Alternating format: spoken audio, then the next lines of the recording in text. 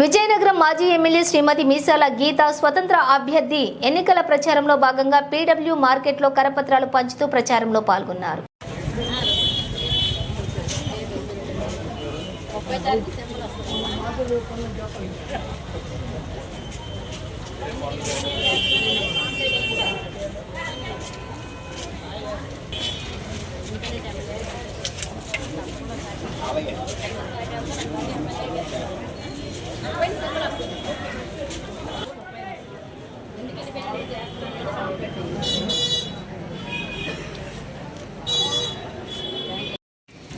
అందరికీ నమస్కారం అండి.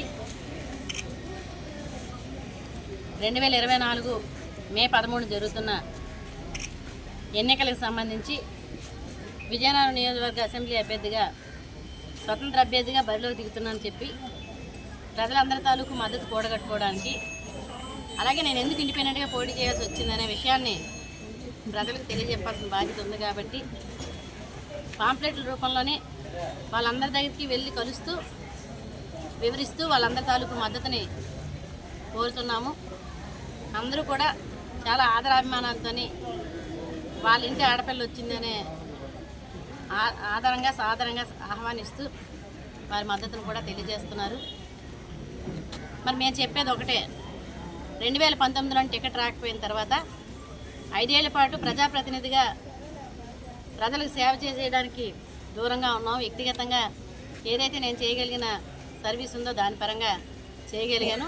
మరి ఇప్పుడు 2024లో కూడా పార్టీ నుంచి టికెట్ రాకపోతే ప్రజలకి ఓ ప్రజాప్రతినిధిగా సేవ చేయాలి అని అనేటప్పుడు అది విస్తృతంగా మనం చేయగలిగే అవకాశం ఉంటుంది. కాబట్టి మరి ప్రజాప్రతినిధిగా ప్రజల ముందుకే వెళ్ళి వాళ్ళందరినీ కూడా రిక్వెస్ట్ చేసుకోవడం ద్వారా వాళ్ళకి సేవ చేసే అదృష్టాన్ని ఇమ్మని, విజయనగరం అభివృద్ధిలో మనందరం కూడా భాగస్వాములు అవ్వాలని చెప్పని ప్రజలను కోరడానికని మరి వాళ్ళ మద్దతును కూడగట్టుకుంటూ తిరగడం జరుగుతుంది.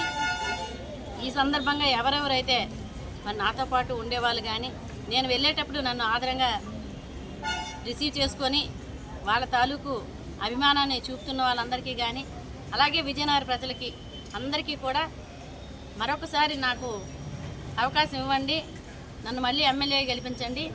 ఏదైతే 2014-19కి ఎమ్మెల్యేగా చేసినప్పుడు ఉన్నారో అంతకంటే కూడా ఇంకా మంచి సర్వీసెస్ మనం చేసుకుని మనందరి తాలూకు పార్టిసిపేషన్తోనే మన విజయనగరాన్ని మరింతగా అభివృద్ధి చేసుకుందామని చెప్పి అందరినీ కూడా రిక్వెస్ట్ చేస్తూ అందరికీ పేరు పేరున హృదయపూర్వక ధన్యవాదాలు.